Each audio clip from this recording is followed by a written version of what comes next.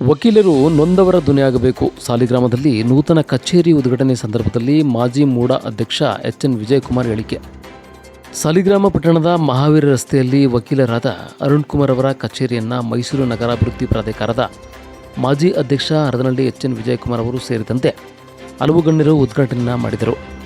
ಇದೇ ಸಂದರ್ಭದಲ್ಲಿ ಮಾತನಾಡಿದ ಇವರು, ವಿಶ್ಲೇಷಣಾತ್ಮಕ ಕೌಶಲ್ಯಗಳು, ವಿಮರ್ಶಾತ್ಮಕ ಚಿಂತನೆ, ಕಾನೂನು ಸಂಶೋಧನೆ, ಕಾನೂನು ಬರವಣಿಗೆ, ಕಾನೂನು ನೀತಿಶಾಸ್ತ್ರ ಇಷ್ಟೆಲ್ಲ ಸಾಮರ್ಥ್ಯಗಳು ಇರುವಂತಹ ವೃತ್ತಿ ವಕೀಲ ವೃತ್ತಿ. ಹಾಗಾಗಿ ನೊಂದವರಿಗೆ ಧ್ವನಿಯಾಗುವ ಮೂಲಕ ಅವರೊಂದಿಗೆ ಸ್ಪಂದಿಸುವ ಕೆಲಸವಾಗಬೇಕಾಗಿದೆ ಎಂದರು.